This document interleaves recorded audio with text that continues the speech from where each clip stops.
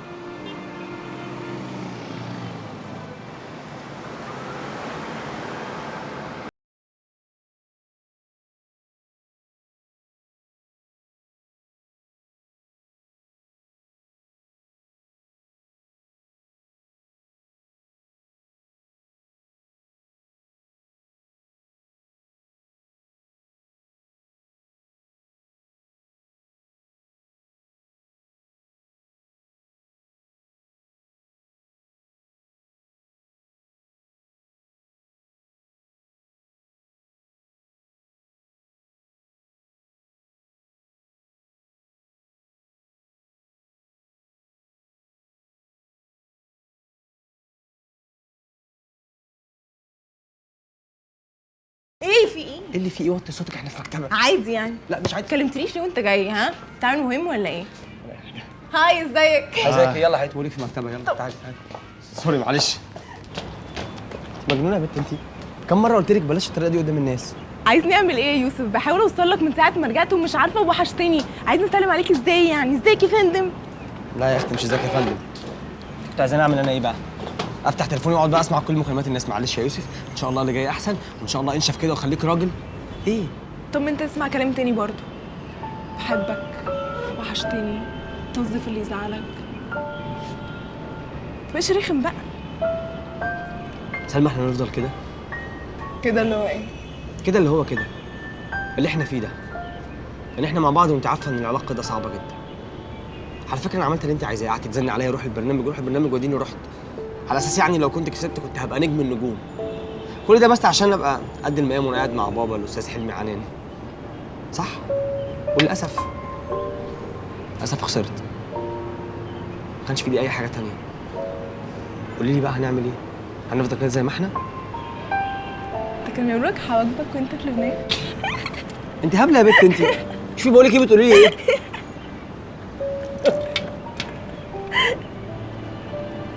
اصلك بتقول كلام فارغ بصراحه، وانت عارف انه فارغ. طبيعي تبقى محبط يعني، ما انت لو محبطتش بصراحه تبقى جبله. بس انا سلمى، ها؟ يعني احباطك ده على نفسك مش عليا. قولي لي بقى، ابوكي هيوافق على العلاقه دي ولا ايه؟ عارف تكوني فاكره الصورتين اللي حطيتهم عندك في المجله دولت هم اللي هيكسروا الدنيا ويخلوني نجم النجوم. على فكره بقى الصوره دي مجننه البنات، ده في اكتر من 1000 كومنت جاي من البنات بس. بجد والله؟ يا ابني انت عديت. والله انا متشكر جدا يعني على كميه الكومنتس دي. مش بقول لك هبله؟ اتريق انا مش هبله على فكره. قولي لي هنعمل ايه؟ هنكمل ازاي؟ ما اعرفش يا يوسف، ما تسالنيش اسئله انا ما عنديش اجابات ليها بصراحه. ما اعرفش غير ان احنا مع بعض لازم نفضل مع بعض.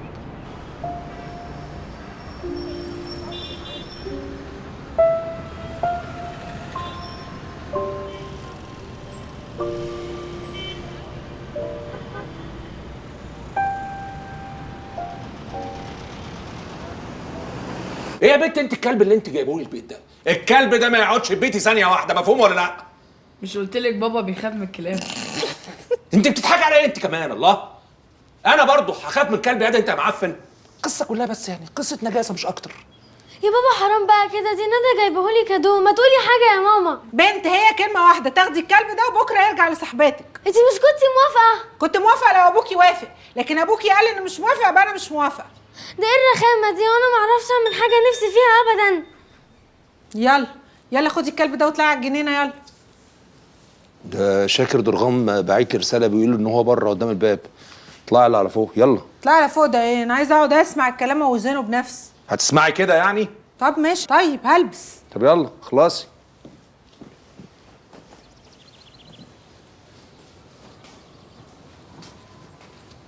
يلا. حاضر اهو.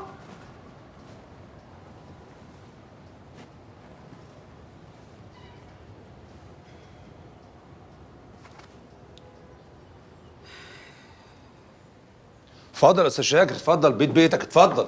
ازيك يا حاجه شريفه؟ اهلا وسهلا. بقالي 3 ايام بكلم الراجل ده ومسقع لي. غصبا عني، السوق واللي فيه ما انت عارف. اتفضل. تشرب ايه بقى؟ لا يشرب ايه؟ الاستاذ شاكر مش غريب، ده البيت بيته. انا مش جاي ضيف، انا كنت قلقان على الراجل ده بس. ايه؟ فهمني. لا ما انا مفطم الحاج على كل حاجه، اتكلم براحتك. والنبي يبقى كلام مع الحاجه بقى. هما انا سايبه مستغنيين مثلا؟ لا مستغنين دول ايه؟ دول هيموتوا من الفرحة. انت بس عارف الناس القديمة دي بتبقى مرتبطة بالارض والطين والعشرة والذكريات والحاجات دي يعني. يا سلام. يا استاذ شاكر، دول 6 اخوات غير امهم، يعني في اللي مقتنع وفي اللي مش مقتنع، وهو دول بيقنعوا دول ناس فقريه على فكره. هيقعد بقى يتشاوروا مع بعض يمين وشمال، يكون المشتري اللي انا جايبه طار ودافع فلوسه في حته ارض تانية. لا اللي بتقول ده تطير فين؟ لا ده انا عايزك تثبت عليه، بس يعني كل ما هنالك يعني تفهمه ان الموضوع هياخد له 2 3 مش اكتر. كام يوم يعني؟ بكرة اهو. بكرة خالد هيروح يقعد معاهم قعدة كبيرة ويخلص الموضوع ده ويجيب لك الخبر اليقين. طب انجز يا خالد بقى، انجز. واحد زي ده لما تخلص له مصلحته لا الصواف ولا 10 زيه هيقدروا يقربوا منك. ايه ده؟ انت عرفت ولا ايه؟ عيب عليك. مش هقول الكلام ده تاني. بكره ماشي؟ ماشي يا استاذ شاكر، حاضر. اشوفك على خير يا ستنا شريفه. نورتنا شوية الصغيرين. الله يبارك في عمرك. السلام عليكم. عليكم السلام. اتفضل يا استاذ شاكر، اتفضل. سلام، الف سلام، الف سلام.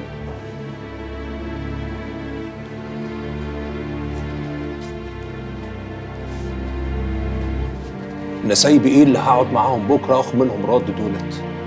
ما انا قايله لك هجيب لك الخبر اليقين من الحاجة منال بكرة.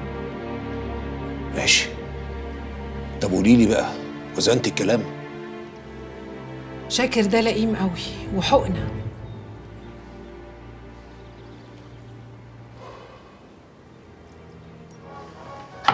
وانا يا حرام بقى المفروض ان انا ازعل واتضايق قوي واقعد اعيط على ظروفكم الماديه اللي زي الزفت، صح؟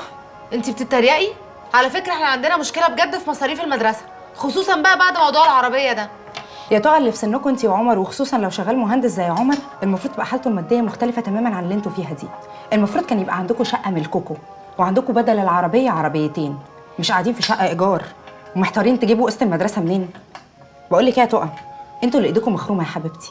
اول ما بيجي لكم فلوس هوب يلا نطلع شرم، هوب يلا نروح حفله ياني، يلا نغير الليفنج ونشحت القديم. ده انتوا حتى مش بتبيعوه يا حبيبتي، انتوا اللي ايديكم مخرومه. قولي الكلام ده بقى لاخوكي. على فكره انا كل ما امسك قلم ورقه عشان اعمل حسابات يقعد يقول لي بقول لك ايه، انا عايزه اعيش حياتي، انا عايزه اتبسط، مش عايزه افكر في حسابات.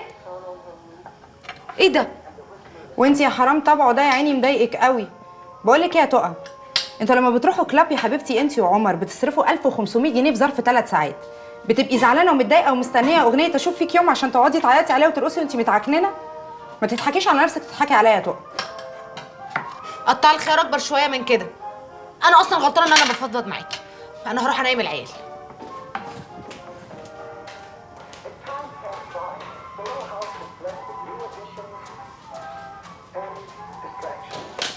ايه ده؟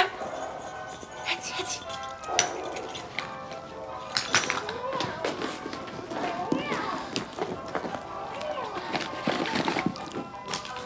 ينفع كده؟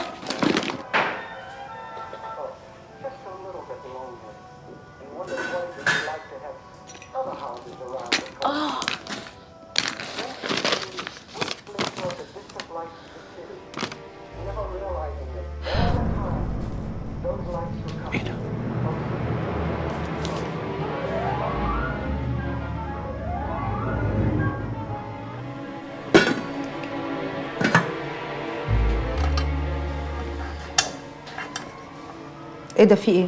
لا ابدا مفيش اي حاجه. بقول لك ايه يا داليا، هو جوزك شغال في انهي اوتيل بالظبط في الغردقه؟ اشمعنى يعني؟ لا ابدا، اصل واحد صاحبي نسي الكاميرا بتاعته هناك، فقلت جوزك ممكن يعدي ياخدها ويبقى يجيبها معاه وهو نازل. طب ما تخلي صاحبك ده يكلم اداره الاوتيل وهم يبعتوها له في السوبر جيت. لا هو ما بيحبش السوبر جيت. كلميهولي بس، كلميهولي وانا هتصرف. ما انا مش هينفع دلوقتي اكلمه، اكيد نايم. هكلمه لك الصبح. ليه؟ هما في السجن مش بيسمحوا بالمكالمات غير الصبح بس؟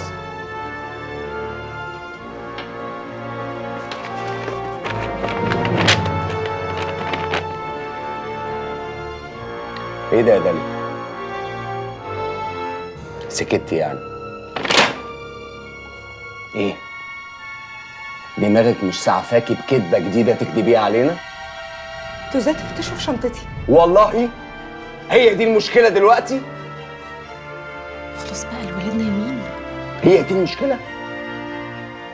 اه يا عمر، انا جوزي محبوس وبقاله 7 شهور وقدامه شهرين ويخرج خلاص. كان ايه المطلوب مني بقى؟ اجيلكوا واترمي في حضنكوا واقول لكم الحقوني وقفوا جنبي عشان جوزي محبوس؟ ساعتها كنتوا هتطبطبوا عليا وتواسوني؟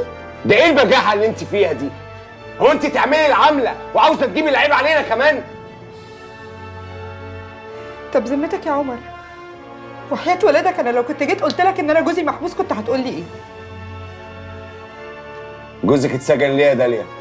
واوعي تكدبي عشان سهل جدا ان انا اعرف الحقيقه. جوزي اتسجن عشان نصب على حد في الشركه بتاعت السمساره اللي بيشتغل فيها بعد الظهر. ارتحت؟ وده ما يعيبوش في حاجه؟ لا يا عمر ما يعيبوش في حاجه. عارف ليه؟ عشان كلنا بنغلط، لكن مش كلنا بنقدر ظروف بعض. لكن انا بقى مقدره ظروف جوزي وعارفه كويس قوي هو عمل كده ليه، لكن انتوا عمركم ما هتفهموا. انا بس اللي فاهمه عشان انا اللي عارفاه كويس. وما تحاولوش عشان ما حدش فيكم هيكرهني فيه، عشان انا عارفه ومتاكده من اخلاق جوزي كويس قوي، ومهما عملته هفضل احبه حتى لو غلط 1000 غلطه اكبر من دي كمان. ويا ريت بعد كده ما تبقوش تفتشوا في شنطتي.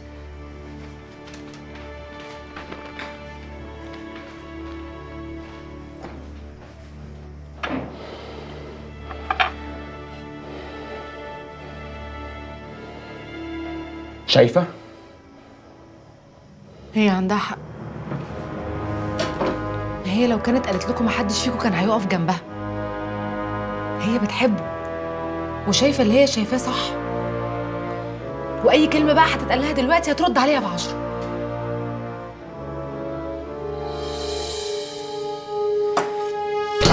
أنا نسيت أبارك لك على التوسعات الجديدة بتاعتك دي يا حاج خالد. يا باشا كله من خير افعال معاليك. تصدق بالله يا باشا مالك عليها حلفان. لولا وقفتك جنبي انا كان زماني جبت ظرافها في الايام السوداء اللي احنا عايشين فيها دي. كله بأمر الله، وإن شاء الله الأسبوع الجاي الكونتينر بتاعك هيطلع. باشا احنا عايشين بحسك. جهزت يا ابني العربيه اللي هتطلع ورا الباشا؟ ايوه يا حاج العربيه جاهزه. اتفضل يا باشا اتفضل. يا حاج خالد، يا حاج خالد أنت مش هتبطل الشيل بتاع كل زيارة دي. يا عم أنا ما عنديش غير تلاجة واحدة بس. يا باشا تلاجة. الهديه هديتك يا باشا، اعمل فيها اللي انت عايزه. تهادي بيها حد ما تهديش انت حر. ولو كتير على تلاجة نبعت ورا معاليك تلاجتين هدية. وسعت منك قوي دي يا حاج. سلام. سلام يا باشا، سلام سلام. ألف سلامة. واحدة واحدة يا ابني على الباشا. سلامة يا باشا، طريق السلامة. ألف سلامة. فخس على أمك، حر ونار في جتتك.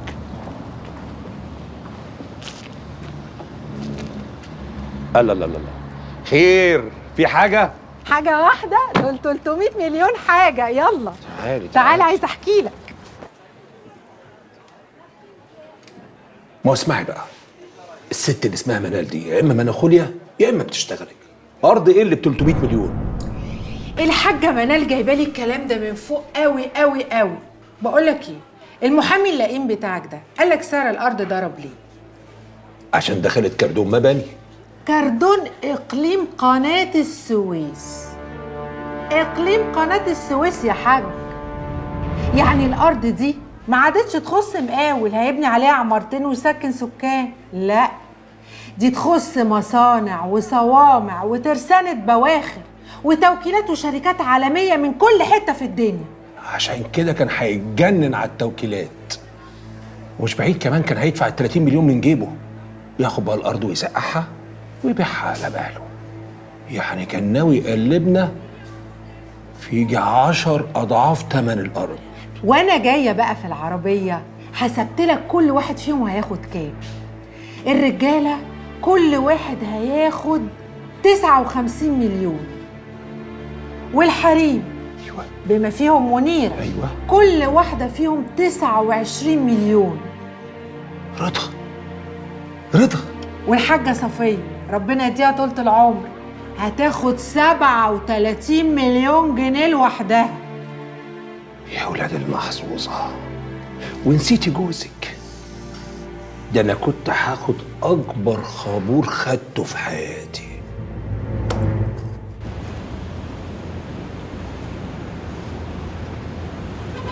معلش يا باشا، لولا المواعيد اللي عندي كنا قعدنا مع بعض اكتر من كده. لا دي قضيه بسيطه قوي، الاجراءات بتاعتها ما فيهاش اي قلق يا باشا. دول هم اللي يقلقوا مش احنا اللي نقلق. تنور في اي وقت يا باشا. مع السلامه، الف سلامه. اللي يلاقوا صحيح يلاقوا ازاي ومعاهم شاكر درغام باشا المحامي العقر اللي عمره في حياته ما خسر قضية واحدة. اه يا اخويا، بس انا مش عايز اسمع الكلمتين دول بس، عايز اسمع كلام تاني. هسمعك تاني وتالت، هسمعك اللي عمرك في حياتك ما سمعته. ها ده سايبك تمام يعني ولا ايه؟ اطمن، تمام وموافقين على البيع. حلو قوي. امتى بقى؟ بس هما بس يعني زي ما تقول كده طالبين سعر اعلى بحاجه بسيطه من اللي انت عرضته. اهو ده الطمع بقى. اعلى ليه؟ دول 30 مليون جنيه. هما طالبين يعني حاجه بتاعت 300 مليون. كام يا اخويا؟ وانا ما قلتلكش؟ مش نسايبي دول ما طلعوش على نياتهم ولا حاجه، ده طلعوا مدقدقين وواعيين. واليومين 3 اللي هم غابوهم عني دولت كانوا بقى بيكلموا في الذكريات ولا في الطين ولا في اي حاجه. اتاريهم كانوا بيتقصوا. وبعد ما سألوا واتقصوا وصلوا ليه يا حلو؟ وصلوا ان الشاري اللي جاي من طرفك طلع ضلالي وكذاب وابن كلب رمه. استغل طيبتك وسعيك للخير اللي عايز ضرب البلغ والتف في خلقته، ده غير بقى حش مصارينه، وبعدها نديله بالبلغه تاني، لانه فهمك ان الارض يا دوب داخله كردون مباني. ما قالكش على الهلمه التانيه. اللي اقول لي يا متر، انت ما سمعتش عن اقليم قناه السويس؟ يا راجل عمرك شفت اوطى ولا ازبل ولا اقذر من كده؟ فخس على دي شخصيه. المهم انت لسه ما قلتلهمش صح؟ عايز تلعب في كرشك لوحدك يا شاكر يا درغام 270 مليون جنيه ليه؟ بتاع ايه؟ عشان مجهودي وعشان تعبي. الناس نايمة على كنز وما تعرفش إن عندها كنز، وبغمضة عين بقى عندهم ثروة. أي فلوس هديها لهم حتى لو كانت قليلة هتبقى كتيرة قوي بالنسبة لهم. أنت ابن سوق، فكر كده بنظرية السوق. مين أولى؟ اللي دوحر واشتغل ولا الفلوس جات له من الهوا؟ انت بتبيع لنا؟ اه، ببيع لك عشان انت شريكي، انت معايا في كل حاجة. ده نتيجة ايه بقى؟ تعبك ومجهودك وعلاقاتك وذكائك. وصلت لنفس المعلومة اللي انا اعرفها، ابقى راجل ظالم وخسيس لو بخستك حقك وتبقى قدي بالظبط في نفس الفلوس. انا عارف طبعا ان نسايبك دول يهموك. 30 مليون دول قليلين صح؟ نقول 40 مليون؟ بلاش 50 مليون؟ يبقى باقي كام من 300؟ 250 مليون على 2 125. 125 مليون. الله اكبر، الله اكبر يا اخي. المول اللي كنت سيادتك هتعمله على ارض الحاج عبد الله كنت عامل له ميزانيه كام؟ 25 مليون. 25 مليون يعني تبني 5 مولات بدل ما انت كده معلق الراجل ومسقع الارض ومفيش سيوله. اجمل حاجه في الدنيا يا حاج خالد ان الواحد يشوف حلمه بيتبني قدام عينيه.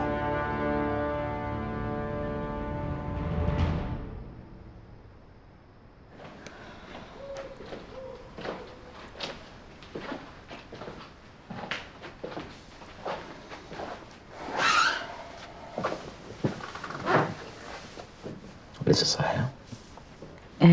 قلقت وقلت ابص على حاجه في الشغل. أم حميد لسه قافل معايا، بيقول الجلسة اتحددت بعد 3 أسابيع، مفيش فرصة تأجيلات. أنا عندي إحساس إن انتي مش هتتحبسي. إزاي معرفش. كله في علم ربنا. عارفة إن شكلك باللبس الأبيض بتاع السينما هيبقى زي القمر برضه. بركاتك يا ستنا نفيسة، كل ما تروح هناك وترجع تقول لي أحلى كلام. أنا عندي كلام كتير اللي في قلبي كتير، بس انتي مش اداني فرصة.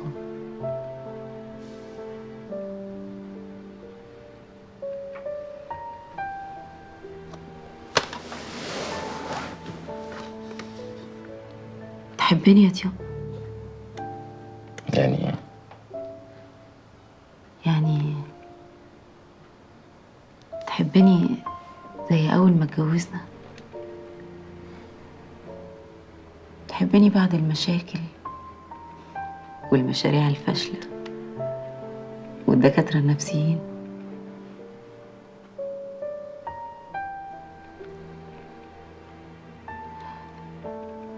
لسه بتحبني بعد موت إياد؟ بتقولي لسه بتحبني؟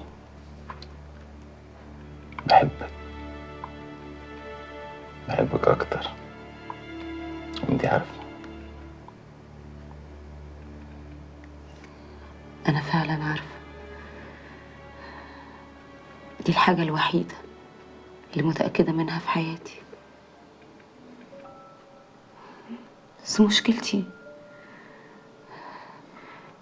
إني مش قادرة أساعدك بعد كل اللي حصل ده. مش عارفة.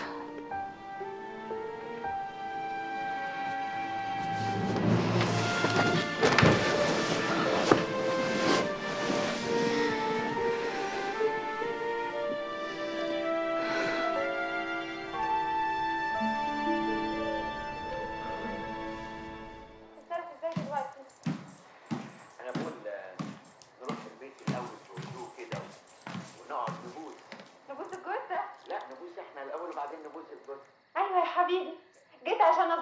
ست الهانم وتطلع نينجا روح انت مين؟ انا وفعل يا ست خلاص الله الله، ده انت كان بيركبك 100 عفريت لما كنت بتشوفني في الفيلم ده. فيلم ايه؟ الفيلم بتاعي ايام ما كنت شاهد يا عيني. انا في ايه بس ولا في ايه يا شريفه؟ مالك بقى؟ في ايه؟ ولا حاجه، مشاكل الشغل وقرفه، ولا الصواف اللي عمال يلعبني في الرايحه والجايه. يا دي الصواف ده اللي هيموتك ناقص عمر. اي شغل في الدنيا فيه مشاكل، مش هتحمد ربنا بقى على اللي انت فيه؟ الحمد لله على كل حال، الحمد لله. انما بقى انا موضوع شاكر درغام ده مش داخل دماغي ابدا. حاسه كده ان هو بيوضب ملعوب تاني. يعني ايه واجهته وتاسف لي؟ هو في حرامي بيتاسف؟ مالك ساكت كده ليه؟ بس انا مش عارف ايه يعني اخرة الهارية الكتير اللي احنا فيها دي. هيعمل ايه يعني تاني؟ الارض وبتاعتهم واحنا وعرفنا سعرها الحقيقي، هيلعب في ايه تاني؟ انا مش فاهمه انت ازاي تثق في واحد كان بينصب قبل كده على نسايبك؟ يا ستي انا هناسبه خلاص. دورنا في الحوار ده خلاص خلص منه بقى لاصحاب المصلحه. ايه ده؟ يعني انت مش هتكلمهم؟ اكلم مين؟ اكلم مين ولا مين؟ انا جبت من الاخر. كلمت الحاجه صفيه بقى وهي تبلغها لها، انا مالي. يا قلبك يا شيخ، اخترت العظمه الكبيره عشان تبلغها خبر زي ده في التليفون؟ ايه خايف عليها احسن تموت تلاقيش. يا بقى حديد. خوف قابل عقرب في الفيلم. العقرب طلب منه ياخده على ظهره ويوصله للشط الثاني. ورضي الخوف ياخده على ظهره؟ خاف وقال له هتعضني مع زيتك المسمومه وابوكي عقرب. وبعدين؟ قال له يا غبي ما هو انا لو عضيت عينك يا منيرة والتلفزيون. ها؟ ايه يا منيرة بس؟ امال يا بنت لو شفتيها على الطبيعة هتعملي ايه؟ انا ما اشوفهاش على الطبيعة ولا حاجة، ولا عمري مرة ساعتني حتى اشوفها. ملهاش لازمة. ليه بس يا ماما؟ دينا بنتسلى. لحسن الغرز تتلخبط منك يا حبيبتي. اشربي. حاضر يا ماما.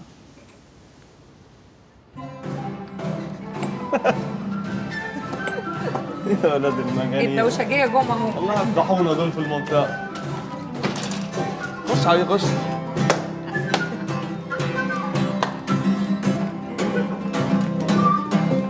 على مالك يا باشا، على مالك. عدي يا باشا، عدي. هوب.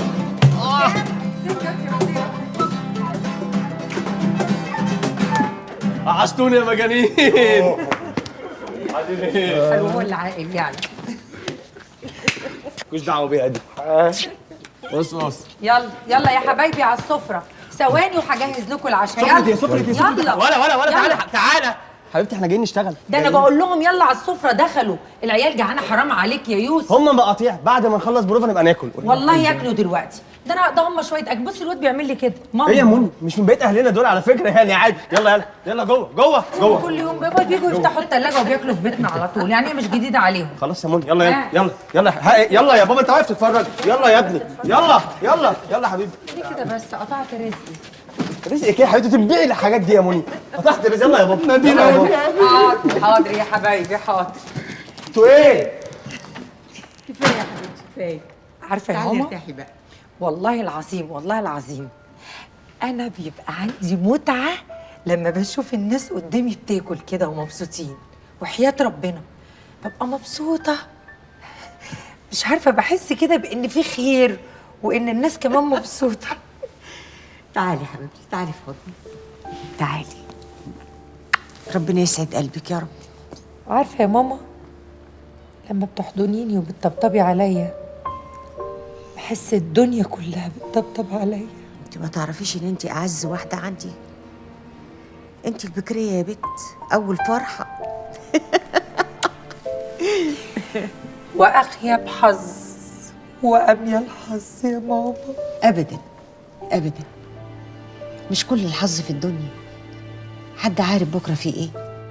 احلى حاجه في المسابقه بيروت نفسها، الناس اللي اتعرفت عليها من كل حته. بصراحه ما كنتش بنام خالص، كان عندي كده طاقه مش عاديه.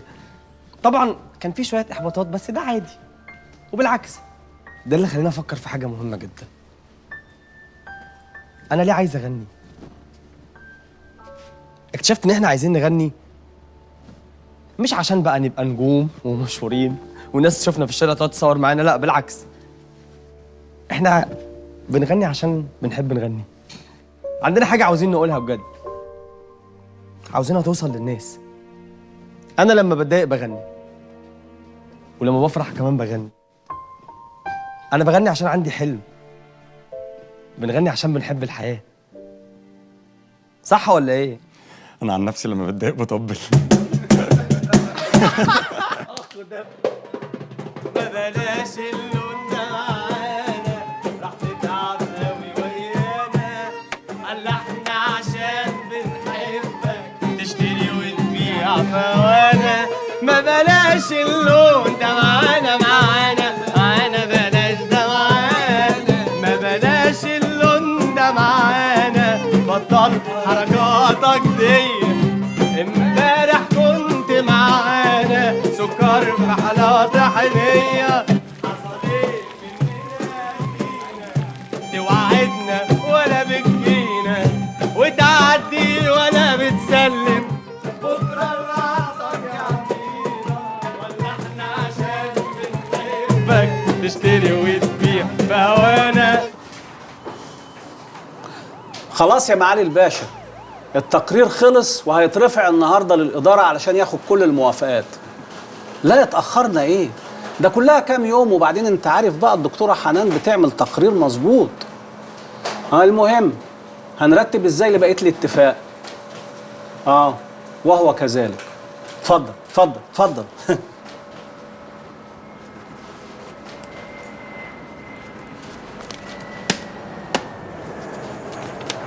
خلاص يا ستي، هيكلموني بعد ساعة علشان يقولوا لي الميعاد اللي غالبا هيكون النهارده بالليل. هاتي بقى انت التقرير اطلعه الإدارة علشان ايه؟ لا استنى. في ايه يا دكتورة؟ انت شاكة فيا ولا ايه؟ اكيد الناس دي مش هتعمل حاجة تضرك ولا تضر نفسها، وبعدين انا مش هعمل حاجة من وراك يا دكتورة. ولو كلموك تاني ما تديهمش مواعيد النهارده، في حاجه في التقرير وعايزه اراجعها. تراجعي يا دكتورة؟ ده انت ختمتي خلاص. ما انا بختمه ولقيت غلطه وعايزه اراجعها، عايزه اصلحها.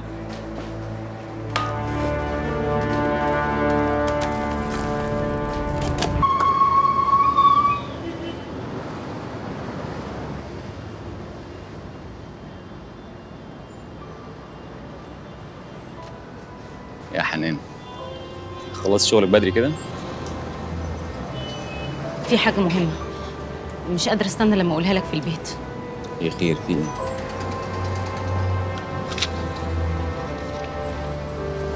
عارف الكام ورقه دول يساووا كام؟ ايه ده؟ تقرير مضروب لشركه ادويه، مستعدين يدفعوا 400,000 جنيه، والنهارده ممكن اخد الفلوس. حنان، عارفه ان انا زباله، بس مش عارفه اعمل ايه، وعشان كده جيت لك. لو قلت لك هتعملي ايه تسمعي الكلام؟ امال انا جايه لك ليه يا ضياء؟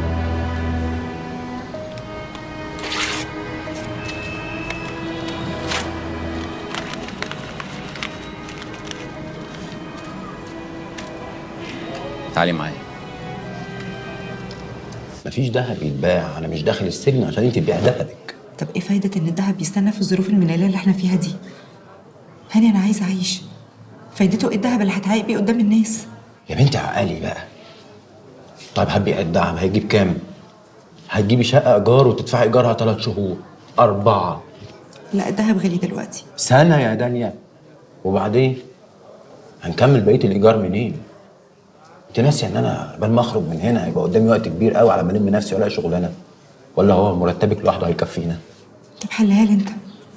بيتكو ده انا مش هرجع اعيش فيه، ده غير اني مش هينفع ارجع اعيش عند عمر لانه عارف انك في السجن. غير كده وكده مش هينفع اروح لاهلي لان ساعتها مش هيرحموني. ما تبطلي عبط بقى يا بت. الله في ايه؟ ايه يا عم يعرفوا ان انا في الزفت السجن؟ وبعدين مين قال لك اصلا انا عايزك تروحي تقعدي عندهم؟ انت تطلعي من هنا على بيتنا على طول، هو ده الصح. لا يا هاني، انا عندي اطلع من هنا على الشارع ولا اني ارجع بيتكم؟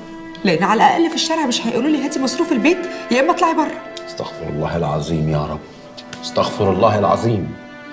يعني انت لو ما دفعتيش الفلوس اللي ماما طلبتها منك هتطردك مثلا؟ هتجرجرك من شعرك على السلم؟ لا ما كانتش هتعمل كده يعني، بس انا متاكده ان هي نفسها تعمل اكتر من كده.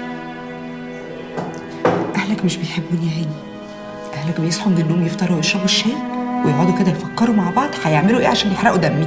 ما انت عارفه هم عايزين ايه، ما تديهمش فرصه يا عبيطه يعملوا فيكي كده. اسمعي من هنا وفوتي من الناحيه التانيه. مش هعرف يا هاني، انا مش هعرف اعيش كده، ما تعودتش.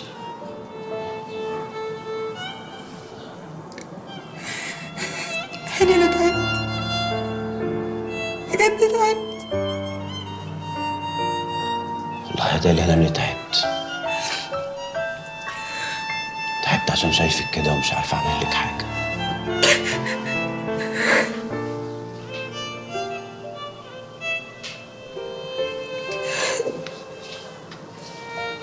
انت عارفه احنا لو لوحدنا في بيتنا في اوضتنا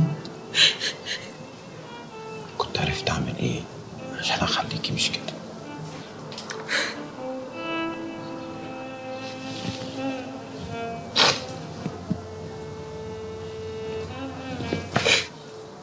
يلا حضرات الزرع خلصت. اعملي اللي انت شايفاه صح يا داليا.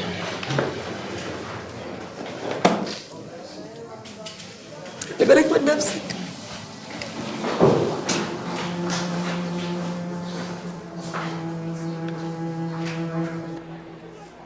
لا حول ولا قوة إلا بالله. يسجنوكي عشان كام ألف جنيه؟ يا الدنيا جرى فيها إيه؟ صدقي بالله يا دكتورة، أنا ليا فلوس متأخرة عند التجار في السوق يجي 3-4 مليون جنيه. عمري ما فكرت أرفع قضية على واحد فيهم. طول عمرك اصيل يا حاج خالد، بس يعني الناس مش زي بعضها. انا عارفه ان انت حذرتني من المشروع قبل ما ادخل فيه، بس للاسف بقى انا حسبتها غلط. يا ستي يا ما عملنا مشاريع وخسرت، ولعلمك الخسارة تعلمك المكسب ازاي، ولا يا دكتور؟ والله انا ماليش في التجاره يا حاج خالد. والله ريحت بالك، أحسن حاجة عملتها. تاخدي الفلوس وتديها للواد الكلب دول على الجزمة وخلص القضية بتاعتك. طول ما أنا عايش ما تعدليش هم أي حاجة خالص. بس معلش يا حاج خالد، يعني فكره الايصالات مش غلط، محدش عارف الدنيا فيها ايه. وحياة ولادة ما يحصل أبدا. عيب، إحنا أهل. وقت ما تجهز عندك الفلوس يبقى رجعها لي.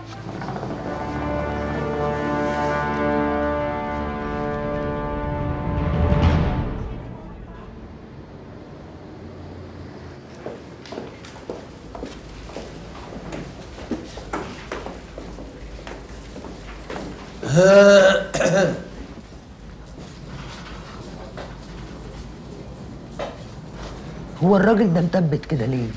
بيلت مع الموظفة في ايه؟ وطي صوتك، وطي صوتك.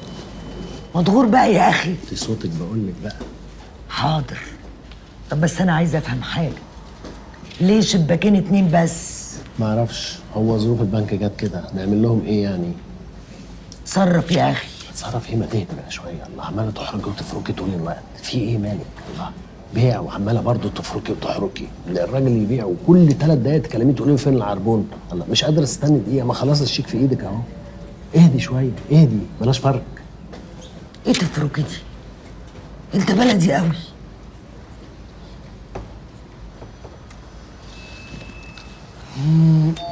مين رقم 27 شباك رقم 2؟ يلا يا كمان. يلا ايه بيقول لك 27؟ انا 28. امير رقم 28 شباك رقم 1. اهو ندى اهو. يلا قوم بقى. خد.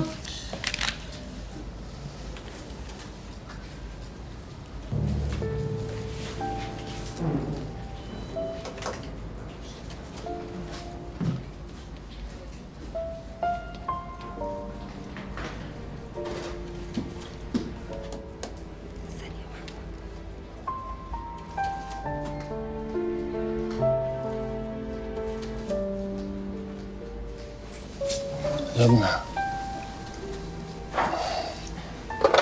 انا كمان. انت مش عارفاني ولا ايه؟ لا طبعا، انا بس اتفاجئت، مش مصدقه. ولا انا، ما دي صدفه يعني. هو انت بتشتغلي هنا في البنك؟ لا. سؤال غبي، معلش. اصل انا مندهش ومستغرب جدا، دي صدفه غريبه قوي. هو حضرتك عميل هنا في البنك؟ حضرتك عميل هنا في البنك؟ لا، انا جاي عشان اصرف الشيك ده، بس دي صدفه غريبه جدا. انا مندهش جدا. هي الحقيقه المفاجاه ان انا لسه منقوله الفرع ده جديد، ما كملتش اسبوعين.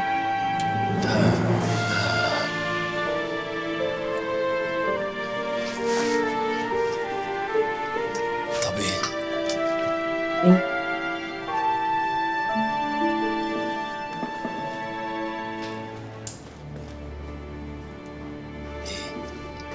ايه؟ ايه؟ هو الشيك فيه مشكله ولا ايه؟ هو الشيك فيه مشكله حضرتك؟ لا شيك ما فيهوش مشكله خالص.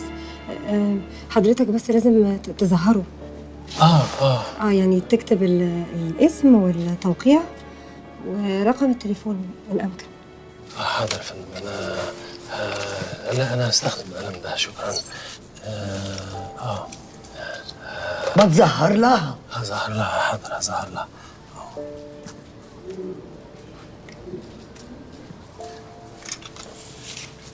اتفضلي حضرتك، انا عملت التوقيع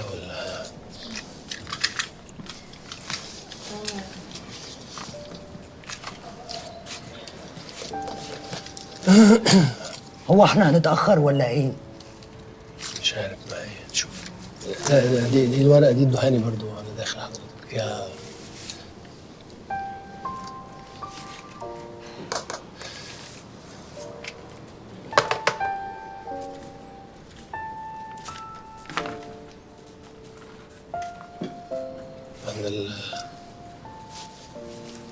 ما يلا يا اخويا. يلا. ايوه يا استاذه.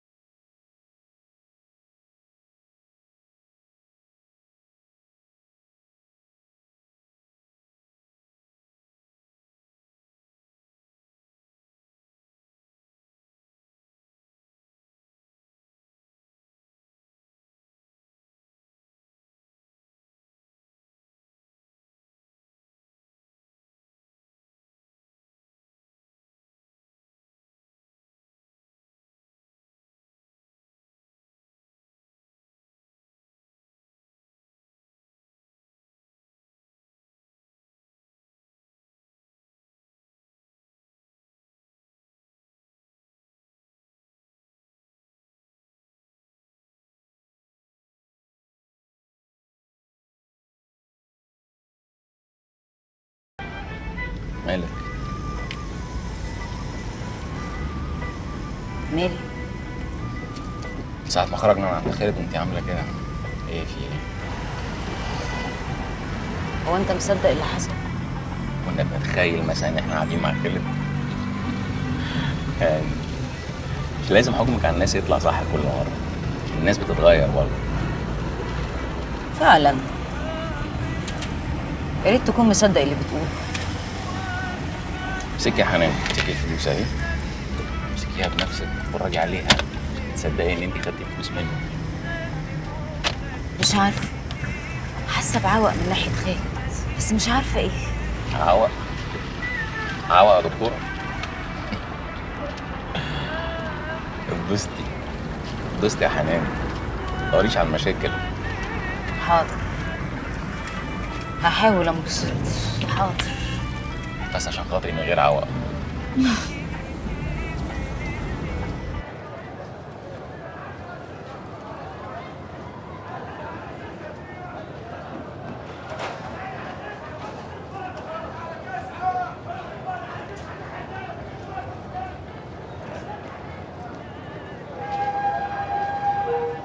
خليها البنت بقى ما تصحى. ماشي لما نبقى. تعالى يا حبيبي. خد يا حبيبي. خده. السلام عليكم. السلام ورحمة الله وبركاته. الحمد لله على السلامة يا حبيبتي. وحشناكي ولا نسيتي حاجة؟ مش قلتلك مفيش بيت هيشيل؟ نحط لساننا في بقنا بقى، ضحى بقى. الفلوس كاملة زي ما انت كنتي عايزة، مش ناقصة حاجة.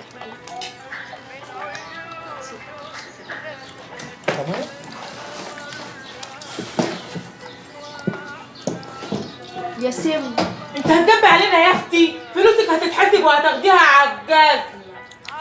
انت مالك يا حنين؟ ماليش.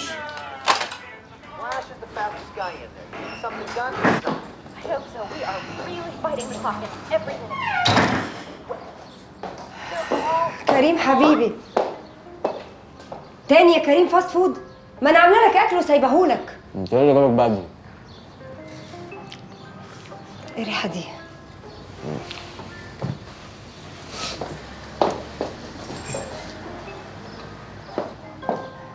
ايه اللي جاب السجاير دي هنا؟ السجاير دي بتاعت مين؟ دي سجاير يا لبنى. كيمو ما بيدخنش، لو بيدخن هيقول لابوه، مش كده يا واد؟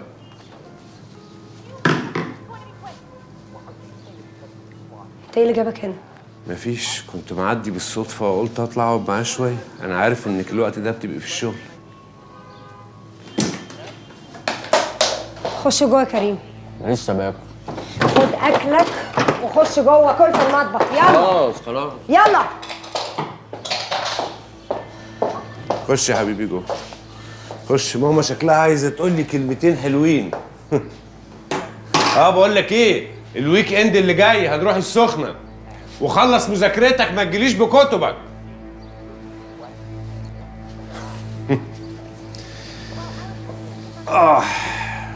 النهارده الصبح مسكت المسدس وكنت هقتل واحدة. تخيلي، بقيت ادور على اي حاجة تخليني ما اعملش المصيبة دي، وانت عارفة لا ليا اهل ولا اصحاب ولا اي حد افضفض معاه. قلت اطلع اقعد مع الواد شوية يمكن يفصلني وينسيني. يا سلام، كده انت بقى اكلتني بالكلام ومش هعرف ارد عليك، صح؟ لا لا لا، انا بتكلم بجد والله، مش بس حبيكي، انا فعلا كنت هقتل واحدة النهارده الصبح. اكيد واحده من الناس الزباله اللي انت عايش معاهم ولا اللي انت مشغلهم. تخيلي واحدة نظيفة واول مرة توسخ وسخت معايا انا ما يخصنيش الكلام ده، انا كل اللي يهمني الاتفاق اللي بيني وبينك. كفايه قوي اني بسيبه يقعد معاك في الويك اند، وربنا وحده بس اللي عالم هو بيشوف ايه من القرف اللي انت عايش فيه هناك. بقول لك ايه، انا ممكن اخد كريم بالقانون، انا سايبهولك بمزاجي. لا يا هشام، انت مش سايبه بمزاجك، انت سايبه عشان ما يشوفش العيشه اللي انت عايشها ويشوفك على حقيقتك، واظن ما يشرفكش انه يشوفك على حقيقتك. خلاص انا ماشي، انا اسف. يا كيمو ما تنساش بقى الويك اند. باي.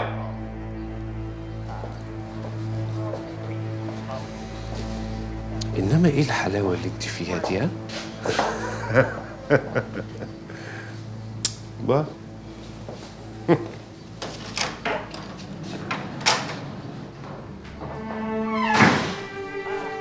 ايه ده؟ هو مشي؟ كم مره قلت لك ما تفتحش الباب لحد وانت لوحدك؟ قلت ولا ما قلتش؟ حد مين؟ ده ابويا. ايا كان. وايه اللي ايا كان؟ بقول لك يا ماما، المشاكل اللي بينك وبين بابا دي انا ماليش دعوه بيها، ده ابويا لما يخبط على الباب مش هقول له استنى استأذن من ماما. انا ما قلتش تستأذن، بس على الاقل تكلمني وتعرفني انه موجود هنا. ده عشان تيجي تطرديه زي ما عملتي صح؟ لا، عشان ما اجيش الاقي البيت كله ريحته سجاير، والاقي حضرتك قاعد بتاكل في اكل مقرف من بره، وانا قاعده سهرانه طول الليل اعمل لك في اكل عشان ترجع تلاقي اكل.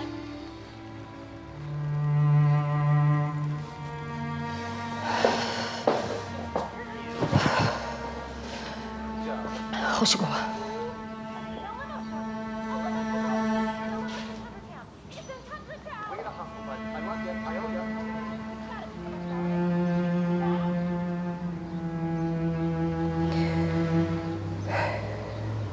اوكي، احنا كده تمام. بس بص يا مدام رانيا، انا مش هقدر اديلك الميزانيه النهائيه دلوقتي خالص. ليه يعني؟ علشان انا مش هشتغل مع نفس الصناعيه اللي انا متعود اشتغل معاهم في شركتي. انت فاهمه طبعا، ممكن اي واحد فيهم يزعل مني لاي سبب إن كان فيتكلم، وساعتها بقى هلاقي نفسي بره الشركه في سنتي. يعني انت محتاج تشوف الصنايعيه التانيين الاول. بالظبط كده. يعني اي ميزانيه هقولها لحضرتك دلوقتي اكيد هيبقى فيها هامش 20% زياده او اقل. انت فاهمه طبعا الناس دولت مالهمش تسعيره محدده، دول بيشتغلوا على حسب مزاجهم وزي ما هم عاوزين. اوكي، عموما انا نرمين قالت لي ما تقلقيش منه خالص، وانا بثق فيها ثقه عمياء. بس اهم حاجه عندي المواعيد، يعني لازم اخد الفيلا وتكون خلصانه خالص قبل رمضان. اشمعنى قبل رمضان يعني؟ رمضان يعني اجازه، بعدين عيد صغير، عيد كبير، ودخلنا في سنه. واضح ان حضرتك شطبتي حاجات كتير قبل كده، مش اول مره يعني. يا ده انا طلع عيني.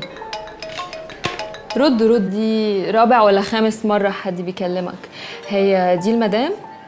ايه ده، هي باينه قوي كده، مفضوحه انا قوي كده يعني. طب معلش رد بس عشان نعرف نتكلم مع بعض. عندك حق، ما انا لو ما ردتش مش هنعرف نقول كلمتين على بعض. بعد اذنك. الو. ايوه حبيبتي. انت ما بتردش ليه؟ لا ابدا، اصل انا في ميتنج شغل كده. ميتنج شغل؟ انا سامعه كلاكسات. انت مع نرمين؟ يا ستي ارحميني بقى، والله العظيم 3 وحياة زينة وزياد انا مش مع نرمين، انا قاعد مع عميلة تانية خالص وقاعدين في كافيه. بقول لك ايه، ما تصدعينيش، لما اجي لك هبحكي لك على كل حاجة. المهم انت متصلة ليه اساسا؟ ماشي يا عمر. رجعت من الجيم لقيت داليا سايبه البيت ولما هدومها. ايه؟ طيب انا هتصرف. سلام دلوقتي.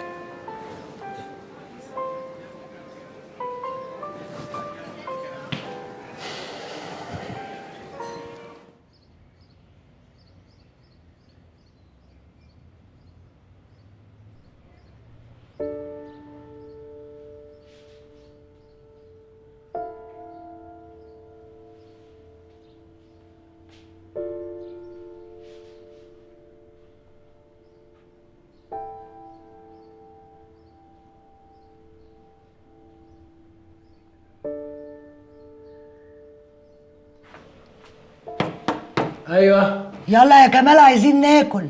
حاضر حاضر. ايه حاضر دي؟ بتعمل ايه عندك؟ هكون بعمل ايه يعني؟ هكون بعمل ايه؟ والله ما انا فاهمه اللي بيقعدوا في الحمام بالساعه دول بيعملوا ايه؟ يعني كنت بتشتغلني وبتقولي معيش فلوس ها؟ يعني انت اللي واخده الفلوس دي والفلوس اللي قبلها يا حراميه. انا حراميه يا ابن الولد. يا بنت يا العضانه. بقى اتهدوا بقى، اتهدوا، تلموا يا بنت. عضاني مش عضاني واخده بتضربني 100 ازاي يا جنيه. ماما؟ بس اتهدوا بقى وهدي تفتحونا. بقول لك ايه؟ شيل. لم. السلام عليكم. وعليكم السلام يا اخوي. هو ده بيت الاستاذ هاني؟ مفيش فلوس. نعم. بقول لك مفيش فلوس. لا حضرتك فلوس ايه، انا مش عاوز فلوس، انا بس كنت بسأل ايوه يعني. يعني انت مين؟ عاوز ايه؟ انا عمر. عمر مين؟ عمر اخو داليا مرات الاستاذ هاني. هو ده بيت الاستاذ هاني ده ولا ده انا جيت غلط باين ولا ايه؟ عليه. بيته. بيته؟ طيب هي داليا موجوده؟ موجوده في اوضتها اللي في الاخر دي المقفوله. مقفوله؟ اه انتوا حابسينها ولا ايه؟ حسينها ايه يا حبيبي؟ طيب. هي بتحب تقفل على نفسها. طب ممكن ادخل لها؟ يا اخويا اتفضل. شكرا ميرسي. لا استنى هنا. لا ايه في ايه؟ انا لسه ماسحه الارض، اتفضل اقلع الجزمه دي لا مؤاخذه يعني. مسحه؟ ده موكيت؟ مسحه تحتيه وكنسه. حاضر، لا مؤاخذه لا مؤاخذه لا مؤاخذه.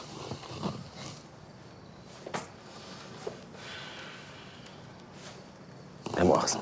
الجزمه حضرتك. ما تخافش حبيبي سيبها هنا. ما خافش. اوكي اتفضل. اوكي. ادخل لها. ادخل لها. شكرا شكرا شكرا. هاتي بقى ال 100 جنيه. يا دي يا هاتي ال 100 جنيه دلوقتي. يا ولد والله ما هسيبك غير لما تجيبي ال 100 جنيه. يا ماما والله العظيم لاخدها. ولا استنى بقى خلينا نشوف الإباب ده. قلت لك قومي لمي هدومك وحاجتك وتفضلي تعالي معايا. وانا ما بنفذش كلام حد غير جوزي يا عمر. وجوزي لما رحت له السجن النهارده قال لي ارجعي بيتك. بيتك؟ ده بيتك يا داليا، ده بيتك. ايه ده؟ ايه ده؟ انت يا اخ، انت خدتنا في دوكا كده. انا ايش عرفني ان انت اخوه؟ نعم. نعم الله عليك، انا ايش عرفني ان انت مش راجل غريب؟ طلع لها البطاقه يا عمر. نعم يا اختي. معلش يا عمر، طلع لها البطاقه احسن ما يقولوا على اختك واحده بطاله بتجيب الرجاله الغرب لحد باب الاوضه. ده بجد؟ طلع لها البطاقه.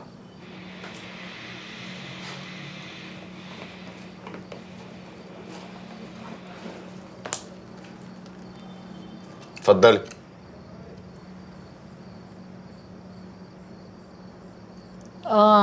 المندوب. ماشي. تشرب حاجه؟ شربت خلاص. واجبك وصل يا طنط. لو سمحتي خدي الباب في ايدك.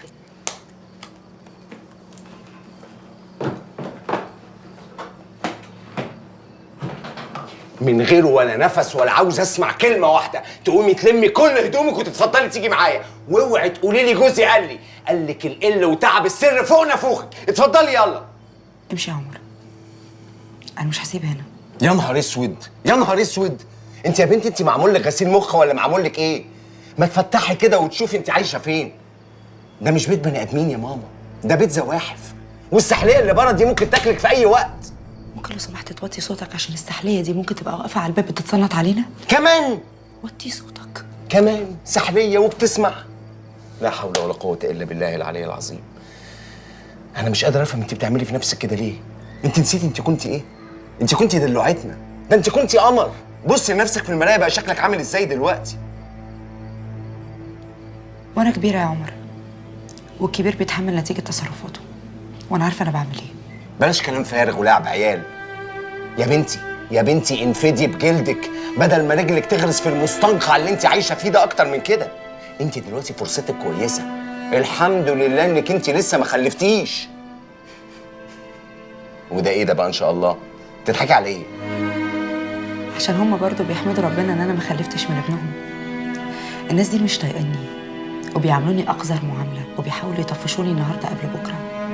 بس اللي انتوا كلكم ما تعرفوهوش ان انا وهاني بنحب بعض بجد، وحتى لو كانت ظروفنا اسوأ من كده مش هنسيب بعض. فارتاحوا بقى. ماشي براحتك يا داليا، انتحري بالطريقه اللي انت عاوزاها. وقت ما تحسي كده انك انت عاوزه تصرخي من اللي جواكي ابقي تعالي لي زي ما طول عمرك بتجيلي. هتلاقيني مستنيكي ومستعد اسمعك. وما تخافيش، مش هقول لحد من اخواتك على اللي عرفته عن هاني. هيفضل زي ما هو في الغردقه.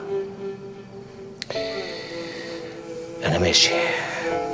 يا ترى بقى هلاقي الجزمه ولا هروح حافي؟ عمر،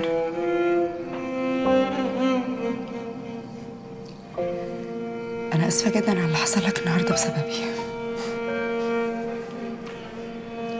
على فكره يا داليا هما مش بيعاملوكي وحش علشان عاوزين يطفشوكي وبس.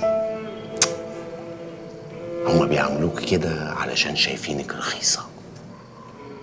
رخيصه يا بنت المندوب. بيحتقروكي يا داليا. عارفه ليه؟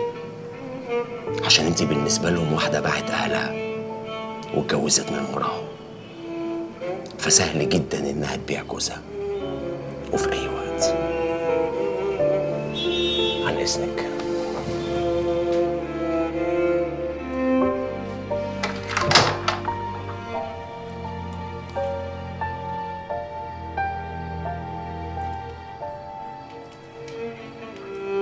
صم بجد وقعد وبوظ الدنيا والله. بجد والله حصلت، والله حصلت. سلمى ايه؟ تحت فين؟ لا طبعا على فكره ما اتفقناش على كده خالص. لا يا سلمى. طب خلاص انا جاي. ثواني شباب وجاي لكم. ها؟ ايوه لا بلاش خفه انت وهو يعني، بلاش العب ايوه بلاش أيوة. انت والنبي تشطر على العريس يعني.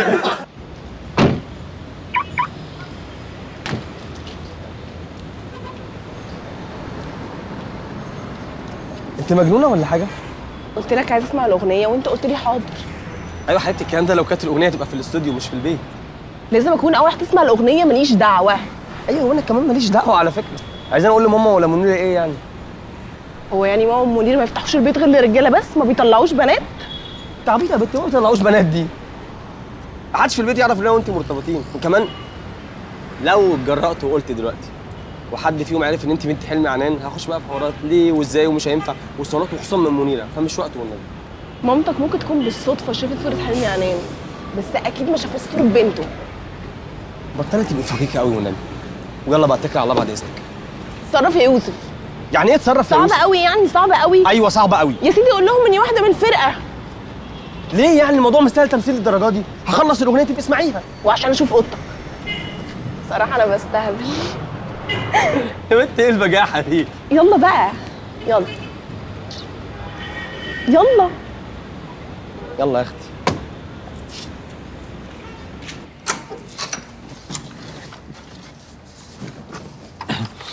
تعالي يا ستي. سلمى. ماما. زي حضرتك. ودي منيره اختي اللي قلت لك عنها. ايه ده؟ هو قال لك عني؟ طبعا. تعالي يلا الشباب جوه كلهم. سلمى يا شباب. ثواني وجاي. مني اعملنا بسرعه اي حاجه نشربها على ذوقك. الاول مين الاخت اللي دخلت دي؟ مين دي؟ ما انا قلت لك دي سلمى جايه تحضر معانا البروف عشان هتصور لنا الاغنيه اللي جايه. كده عادي؟ عايزه افهم، يا سلمى دي ملهاش اب وام، ملهاش اهل يسالوا عليها؟ ايه يا مني؟ ايه اللي ملهاش اب وام؟ عيب اللي بتقوليه دوت. وعلى فكره بقى هي ما قدرتش تطلع هنا غير لما عرفت ان انتوا الاثنين موجودين. لا يا راجل. اه والله. يلا بقى اعملنا حاجه على ذوقك. كل حاجه يا ماما. كل حاجه يا ماما. عادي كده يا ماما؟ تدخل اوضته كده عادي وانتي ساكتاله كده عادي؟ في ايه؟ اعملي لهم اي مشروب على ذوقك وبعدين اقعدي معاهم عشان قلبك يطمن. ما انا هقعد معاهم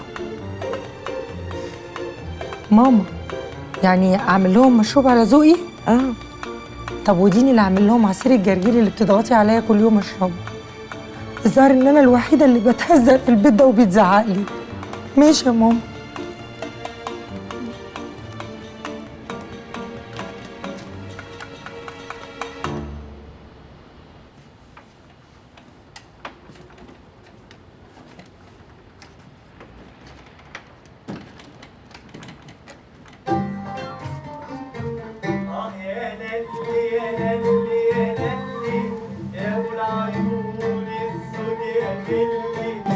يا للي يا للي يا للي خليك على كيفك تملي يا عيني يا للي يا سيدي يا للي يا بابا يا للي.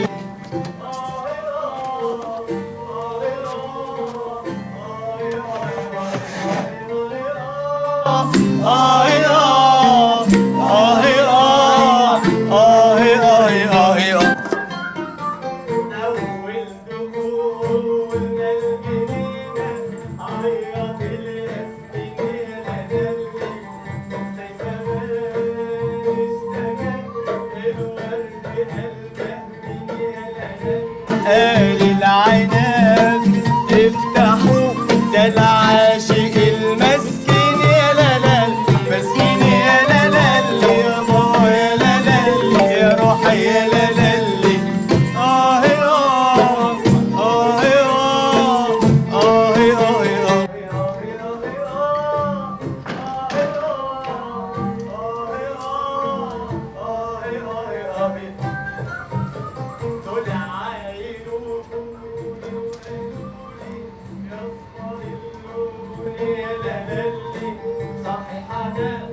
يا بابي.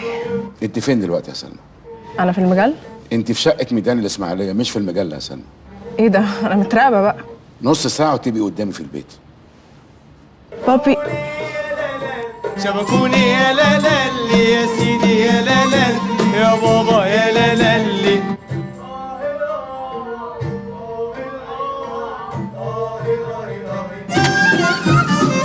الأول قال النبي والتاني قال أيوب يا لالي التالتة جسمتي الرابع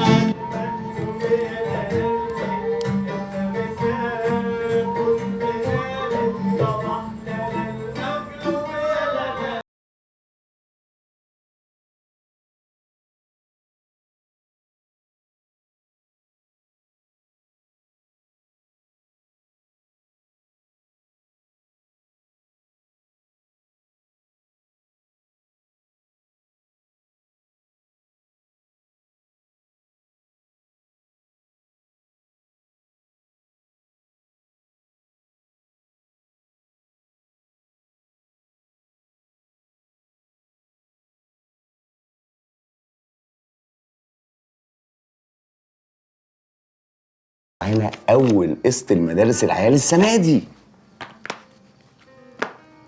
متجوزه ولا متطلقه؟ ارمله. كمان ايه هتفرق يعني متطلقه ولا ارمله؟ ما هي لا بقى هتفرق، عشان انا مش هبقى قاعده هنا في البيت وانت هناك بتخرج مع الست النفخه وشفطه وكل الحاجات في نفس الوقت. يا بنتي اعقلي بقى اعقلي. انا هبقى قاعد طول الوقت هناك مع اللوسته مولتو النقاش واللوسته شريف السباك والواد صابر بتاع البلاط. يا بنتي الست دي انا مش هشوفها غير مره ولا مرتين في الشهر علشان تيجي تنقي حاجه ولا اعرض عليها بلان ولا تيجي تختار لون. بس ساعتها هبقى اعمل اي حاجه واجيبك معايا عشان اوريها ان معايا اجمل وامز مزه في مصر. امان انا كده يا معلم؟ لا والنبي. امان. ثبت انا بقى كده. ايوه اتثبتي وبمزاجك. ماشي.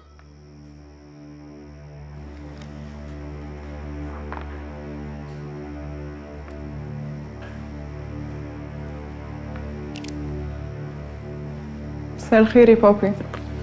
جميل العدد الاخراني، بس واضح ان المجله بتاعتكم ما بقتش نجوم المجتمع وبس، دي بقت بتدعم المواهب الفنيه الشابه كمان. كان زميلي في الجامعه، قلت اساعده. هو يوسف كان ايه وسيان معاكي؟ لا، يوسف كان تجاره القاهره، بس كان بيعمل حفلات عندنا في الجامعه. تجاره القاهره يبقى طبيعي شغال في مكتبه، بس اللي مش طبيعي انك تأديه سرقه ولا ايه؟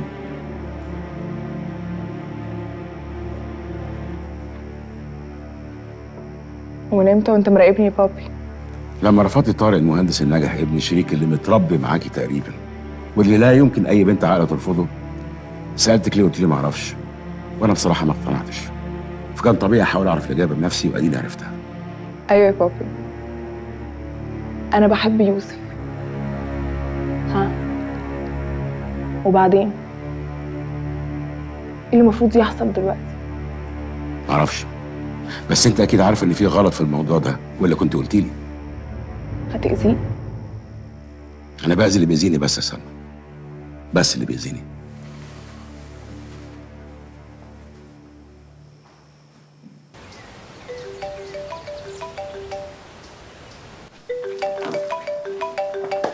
امك زنان ابن زنانه. شاكر برضو؟ هو طول عمره كده يقعد يزن ليل ونهار. طب ما ترد عليه. لما بروح المكتب بكلمه. الله، ما ترد عليه، يمكن عايزك في حاجه مهمه ولا في مصيبه ولا حاجه.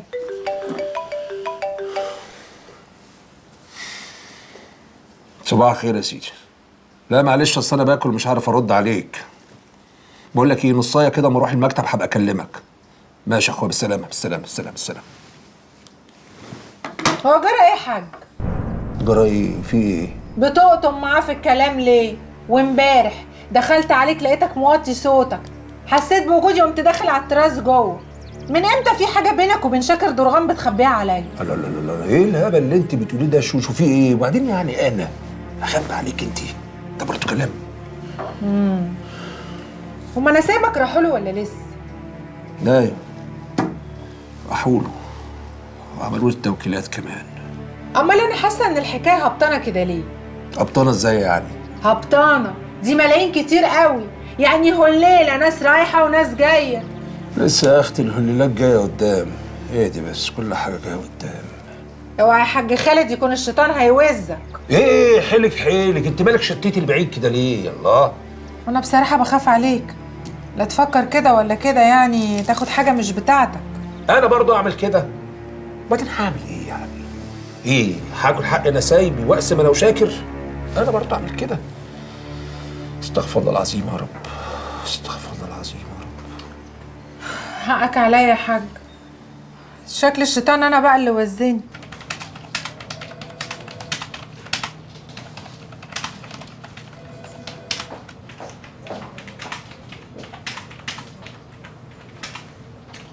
ممكن افهم ايه الريبورت ده؟ ماله حضرتك؟ انت شفتي الابديت عندنا على السيستم قبل ما تكتبيه؟ يبقى ما شفتيهوش. هو من امتى حضرتك الابديت بتاع السيستم بيبقى مختلف كتير عن اللي قبله يعني؟ لا مش دي الاجابه اللي انا مستنيها منك خالص. مدام سحر، هو حضرتك مستعصلاني ليه؟ افندم؟ طيب هسأل حضرتك السؤال بطريقة تانية. يا ترى حضرتك شفتي الريبورت بتاع عمرو؟ يا ترى بقى عمرو مشي على الابديت الجديد بتاع السيستم في الريبورت بتاعه ولا لا؟ ولا عشان عمرو بقى من طرف مستر يونس فمحدش بيجي جنبه وانا الملطشه اللي رايح واللي جاي؟ داليا انت شكلك اتجننتي، خلي بالك على كلامك عشان كده مش كويس. اوكي مدام سحر، انا اسفه. ان شاء الله المره الجايه هبقى اخلي بالي من الابديت الجديد. انا فعلا بعتذر، انا فعلا زودتها. داليا بعد كده تعملي كنترول في كلامك مع الناس علشان ما تخسريش.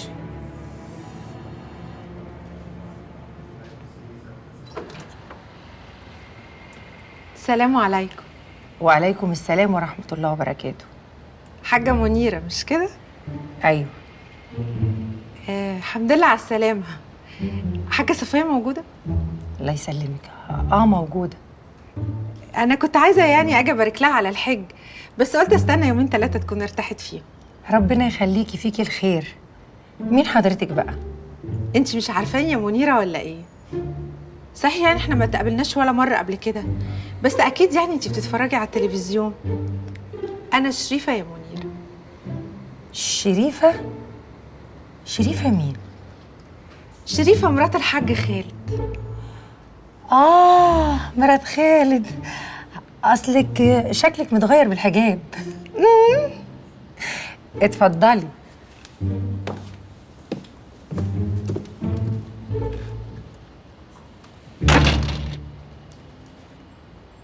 شو لك يا ماما؟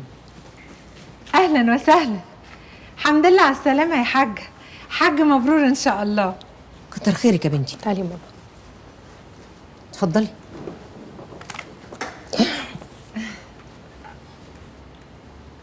أنا آخر مرة كنت فيها في الكعبة كان الممشى لسه موجود، كانوا بيقولوا يعني إنهم هيعملوا توسعة بس يعني قدامها يجي 5 سنين. ربنا يكتبها لك تاني ويكتبها لكل مسلم.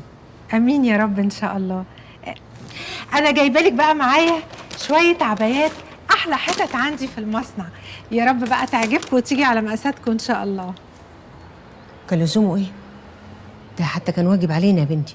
لا والنبي، ده كفايه برطمانات الزيتون والسردين المخلل اللي بيجولي من عند منيره، ولا قفص المانجا العويس اللي بقعد استناها من السنه للسنه من الارض بتاعتكم. والله الواحد مكسوف مش عارف يقول ايه ولا ايه. يعني انت بتاكلي من الزيتون اللي انا ببعته؟ ده انا ما بعرفش ابلع اللقمه من غيره. على سيره الارض يا حاج، تعرفي انا كان عندي حته ارض في سوهاج وزعلت قوي لما بعتها وندمت. بقى حد يسيب الخضره والهواء والخير ده كله ويجري يشتري شقق اسمنت وطوب؟ على قولك، الارض هي الخير يا بنتي. يعني لو طلبت منك طلب تكسفيني؟ اموري يا حبيبتي. اصل انا بقالي فتره كده بدور على حته ارض ابني عليها بيت. بيني وبينك يا حاجه زهقت من الزحمه والدوشه والوش، بس كل ما الاقي حاجه حلوه الاقيها بعيد. بس الاسماعيليه قريب مش كده؟ انا كل اللي عايزاه منك فدان واحد بس. قلتي ايه؟ ده بقى اللي انت جايه عشانه؟ هديكي تمن الفدان 1.5 كشوة على الترابيزه. على فكره الارض دي مش بتاعت ماما لوحدها، ده انا ليا فيها واخواتي كمان ليهم فيها. وماله يا حبيبتي، كلميهم وشوري عليهم.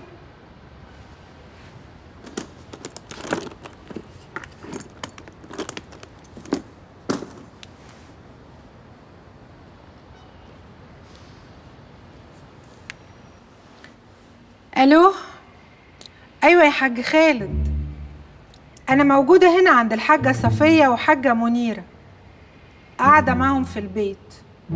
خد بقى كلم الحاجه صفيه عشان تقولك انا كنت جايه طالبه منها ايه.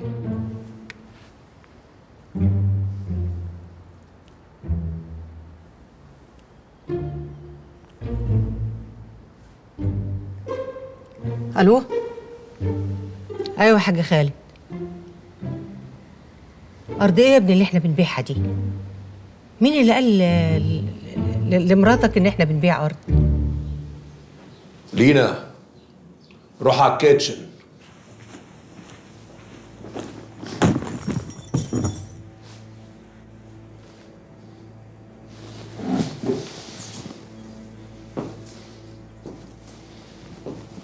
بتخونيني يا شريفه؟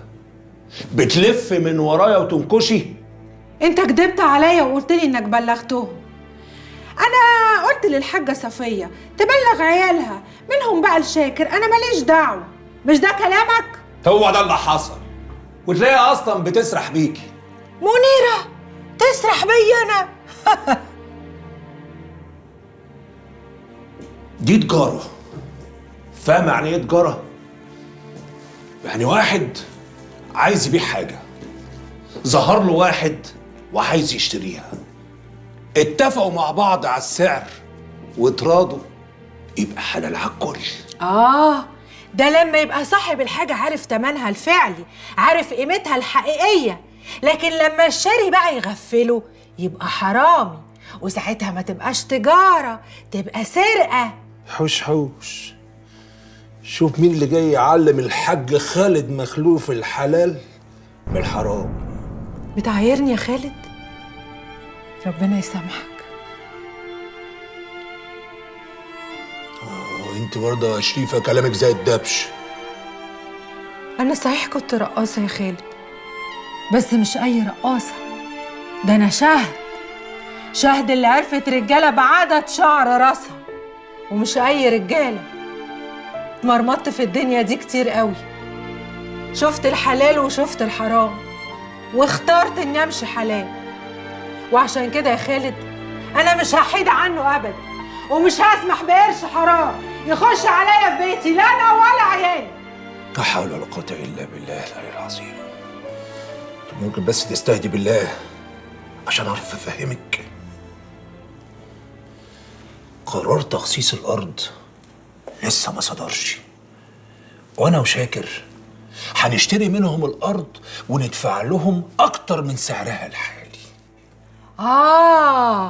يعني نسقع الارض ولما يطلع القرار نبيعها بالسعر العالي، زيك زي اي تاجر واطي بيتاجر في الزيت والسكر، اول ما تمنهم يترفع يبيعهم، صح؟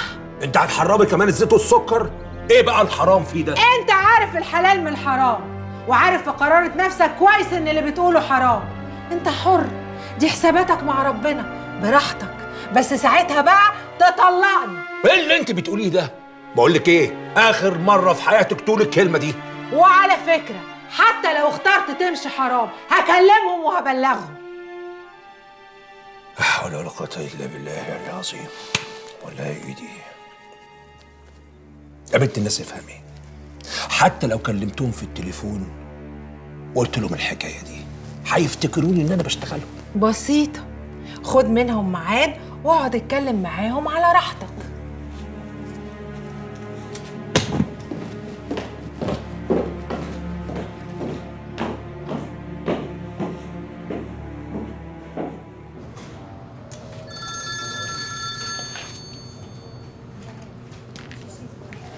الو،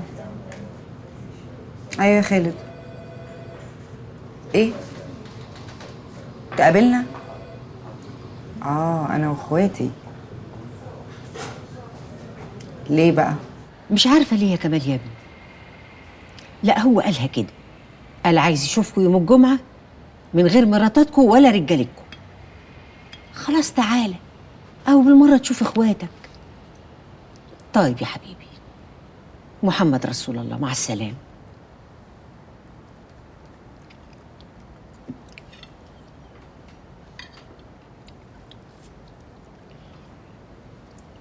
مالك يا منيره بتنكشي الاكل بس ليه؟ مفيش يا ماما. تلاقيها عماله تفكر في ضرتها اللي اول مره تشوفها النهارده. عندك حق، فعلا بفكر فيها. دي طلعت حلوة قوي، وانا اللي كان فكري ان التلفزيون بيخلي الواحدة ملعلطة. بصيت عليها النهاردة في رقصة كانت رقصتها في فيلم، اتفرجت عليها اكتر من 100 مرة. كانت حلوة، بس لما شفتها النهاردة لقيتها أحلى. هي كانت حاطة طرحة، بس يمكن الطرحة اللي كانت حاطاها يا ماما هي اللي كانت محلياها. ما هو في ناس ساعات لما بيلبسوا الطرحة بتحليهم زيادة. أنا كان فكري إن هي هتتمتع وهتاخد حلاوة الدنيا، وأنا بقول يا رب يا رب مش طالبة منا غير جنتك والآخرة. خسارة، طلعت هتاخد الاتنين. رزقها بقى، رزقها. انت بتعملي في نفسك كده ليه يا بت؟ هو انت اللي وحشه؟ ده هو هيجي يوم القيامه نصه معوج لانه ما بيعدلش بينكم انتوا الاتنين. اختك هتتجنن. لا والله يا ماما، لا هتجنن ولا حاجه، ده انا مسامحه الحمد لله، ده انا في نعمه. ده كفايه كفايه كفايه ان انتوا كلكم حواليا، كلكم بتحبوني وانا كمان بحبكم. كل يا ماما صحه وعافيه. كل حبيبتي انت احلى من اي حد على فكره.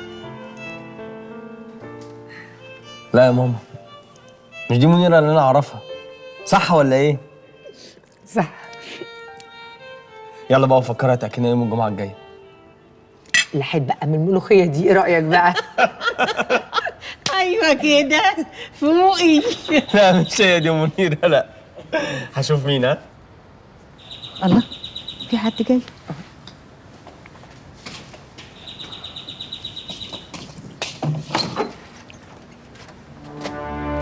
تسمح لي ادخل؟ اتفضل. أؤمر حضرتك. انا اسف يا هوانم. لا معلش، توضيح بسيط بس. احنا ما عندناش هنا في البيت هوانم. دي امي ست صفيه، ودي اختي الكبيره منيره. تشرفنا يا فندم. مش تعرفنا بالاستاذ يا يوسف؟ انا اسمي حلمي عنان يا حاجه. دي ملوخيه؟ ايوه، عاملاها على فراخ. ممكن ادوق؟ يا سلام، ضيوف يوسف هم ضيوفنا، ده بيت كرم. لحظه واحده، هجيب لحضرتك رغيف مقمر وشويه فلفل انا مخللاهم.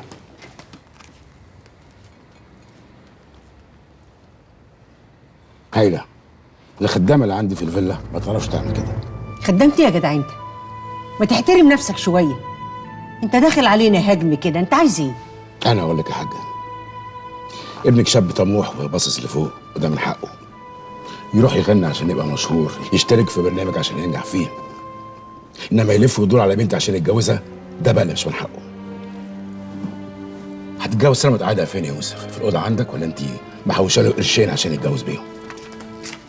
الفلفل المخلل والعيش. لو سلمى جات لك تاني زي ما جت اخر مره عشان تحضر البروفه بتاعتك، قول لها ما ينفعش. ما ينفعش تجيلي، ما ينفعش تفكري فيا، ما ينفعش يبقى بينا وبين بعض اي حاجه. خلي بالك من ابنك يا حاجه.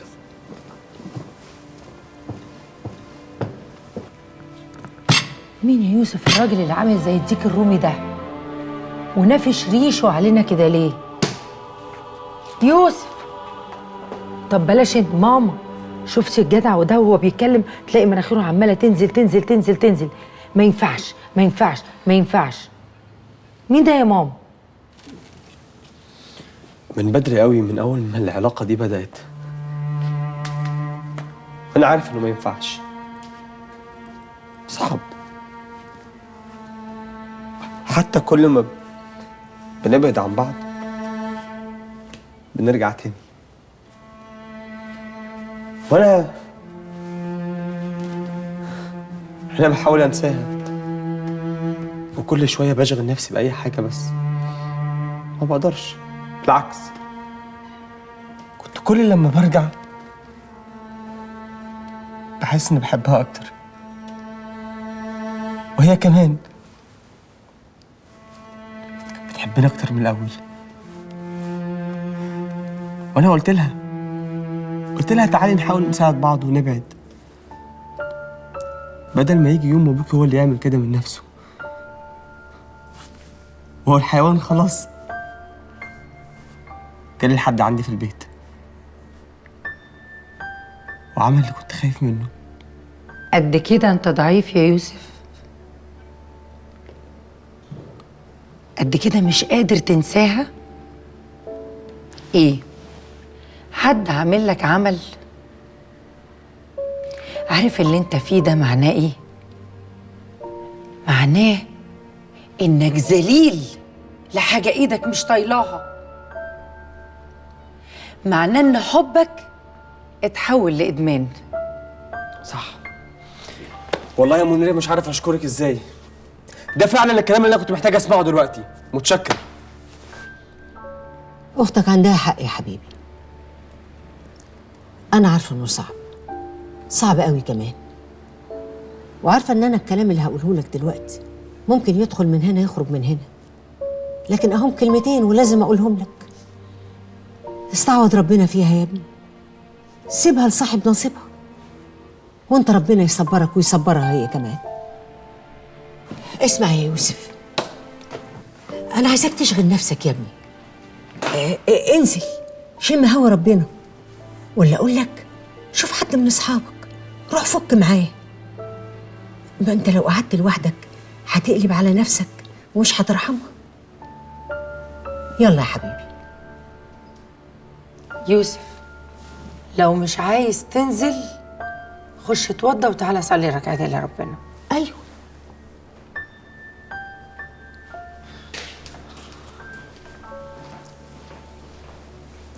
ماما، يوسف لازم يتجوز. مش لما ينسى البت دي الاول؟ صدقيني يا ماما، عمره ما هينساها غير بواحدة تانية، والواحدة دي موجودة وطيبة ومستنياه. هتقولي لي مروة برضو؟ مالها مروة؟ بنت كويسة وحلوة وزي القمر ومتعلمة ومننا وحافظينها. وما بيحبهاش، قالها كذا مرة بلسانه ما بيحبهاش، ولما لقاها بتقرب منه بقى هو اللي يهرب منها. ماما، هو دلوقتي محتاج لواحدة تقف جنبه، وهي جاهزة تلعب الدور ده. هتاخده في حضنها وتطبطب عليه، هو لوحده هيتشد لها. أنا عارفة أخويا أصيل. ماشي يا حبيبتي ماشي. يلا بقى تعالي كده سنديني عشان توصليني اوضتي، وروحي السفرة لمي الاطباق اغسليهم